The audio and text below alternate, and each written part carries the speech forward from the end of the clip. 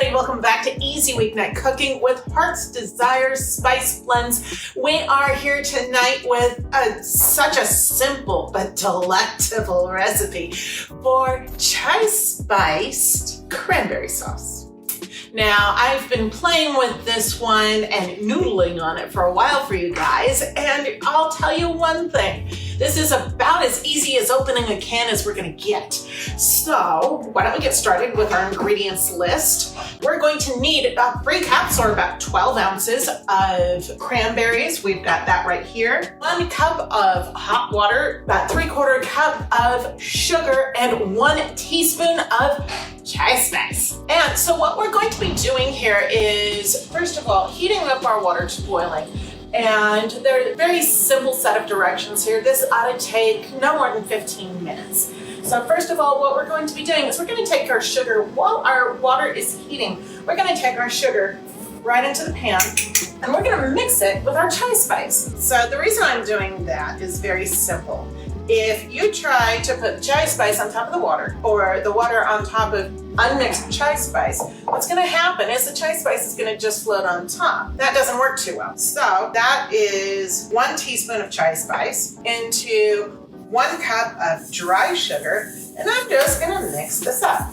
Now, when we throw in our 1 cup of boiling water, guess what's done? That means we're going to be dissolving the sugar, and that chai spice is going to infuse the water just like it does with your chai tea. I always recommend that you let the chai spices sit in your chai tea for as long as humanly possible to give up all those wonderful flavors that are in those delectable spices. So, 1 cup of water coming up. And this is boiling water, definitely boiling water. Now, as soon as this comes back up to a boil, then we're going to be throwing in our cranberries. Now, I told you this was gonna be really easy. I told you it was gonna be really quick. Stir your sugar and chai spices into the water.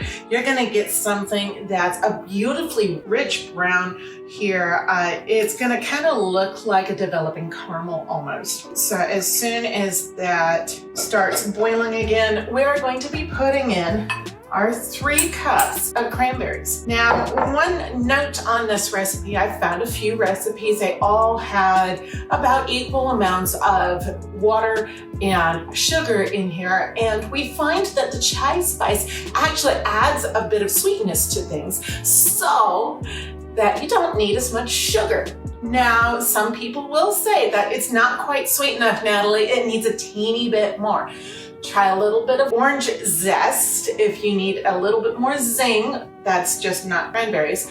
Or add up to 1/4 cup sugar to this recipe, generally at the end stages. Now, at the end stages, it's going to taste a little bit more tart than when it cools. Get your water boiling, pour it into your sugar and chai spices. Once that's boiling again, throw in your cranberries and start boiling for 10 minutes, a gentle boil. I like to go ahead and break up the cranberries at that point. Once it's been boiling for 10 minutes, it's going to look an awful lot like jam. And yes, this is my jam. Anyway, at that point, take it off, put it into another bowl, and cool and refrigerate with a piece of saran wrap on top. And I like to let that saran wrap touch the cranberries unless I'm putting them in a jar, which is totally kosher.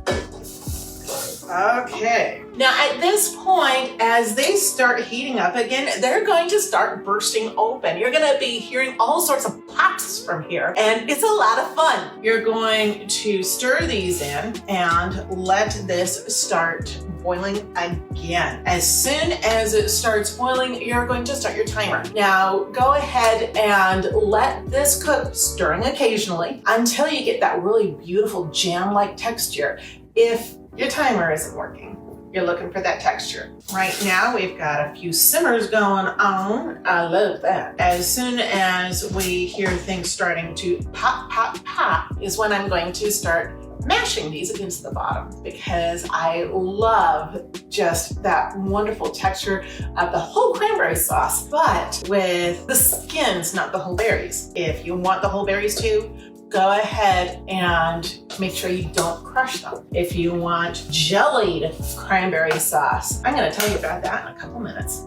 So we have some pops going on here. It's sounding kind of like popcorn, but not quite. So we've got our heat rising, and what's happening to make these pop is they're getting hot enough on the inside that the water inside them is turning into a gas and bursting the skins. Now, why does this recipe not call for some sort of pectin? Because the skins of the cranberries actually concentrate a good amount of pectin in them, which is why you don't need anything more than sugar and water with these in order to make some sort of a jellied consistency. I am going to start kind of mashing these against the bottom because we have a lot of pops going on. And if you don't want to do that, don't do that. If you want things really, really whole so you can bite into a whole berry when you're done, maybe. Oh, that texture is wonderful. Go for it.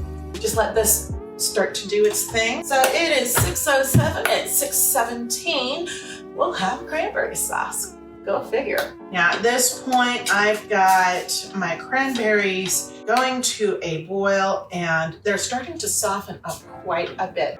The whole thing is becoming a deep red. Got a little bit of foam on the top, so I'm going to reduce the heat so we don't try to boil over. We want a gentle boil here, not a full rolling boil. Look at that. Ooh-wee! Beauty-muss. So we are 6 minutes away and we are starting to develop this gorgeous syrup in here.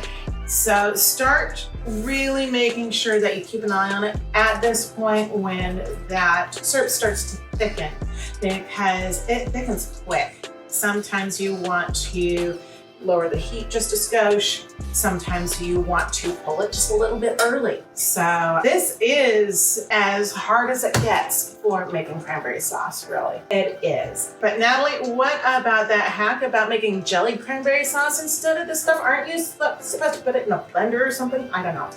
Yes, you are supposed to do something different. Blenders are not necessarily necessary. All you're going to do when things have thickened to the point where you say, yes, it's done, then you are going to put this through a fine mesh sieve or colander or strainer. If you do not have a sieve but do have a fine mesh strainer, use a fine mesh strainer. Go ahead and you're gonna mash these against the wall of the strainer to get all that wonderful jelly stuff out, and discard the pulp, discard anything left behind. That is how you make jellied cranberry sauce right after this step. We are really starting to thicken up. As you can see here, it does not run off the spatula nearly as easily as it did to begin with. And I can see a whole lot more of the unpopped cranberries, and I can go ahead and pop those real quick if I like. Yeah, that pop is so satisfying. And we are 2 minutes away, but honestly, I think that is it. Pay attention to your textures, people. You need to look at this. This is gorgeous. When you're paying attention to this, this is going to be thicker when it cools than it is now. You're going to throw it into a different container to cool.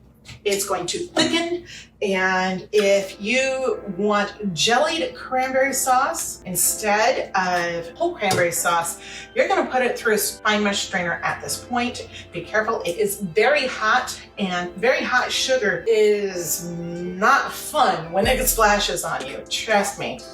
Okay, would you look at that? Beautiful.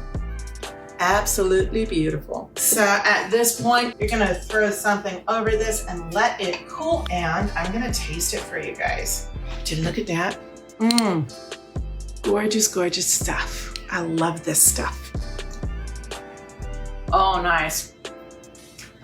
You still have a good amount of tartness here, which is what I was looking for when I was developing this recipe, is having some tartness to kind of get you back here, because good cranberry sauce always does that, right? You always get that almost citrusy gland thing going in the back of your mouth with really good cranberry sauce or cranberry juice. You still have that, but it's not so tart that it's blowing you away. Meanwhile, with the chai spice, it adds an unknown dimension that people are going to be going, what is that? That is so good. What is that? I can't put my finger on it. What is that? You're gonna be asked for your recipe a lot, and it sweetens as it cools, believe it or not. Earlier today, I did a batch where I accidentally doubled the sugar. That almost made my teeth hurt. If you find at this point that it's way too tart, bring out a little bit, put it in a very small bowl, let it cool. It's going to cool very quickly in something this size. And if you pull it away from the sides and put it in a thin layer all over the bowl, then it will cool extremely quickly. Then taste it. If it still needs more sweetness, add up to 1/4 teaspoon of sugar and you will be gold. So from our house to yours, that is really great chai spiced cranberry sauce that is so simple it blows everybody's mind. We will see you next week with another installment of Easy Weeknight Cooking for Thanksgiving prep. Have yourselves a great one, and you guys keep things tasty.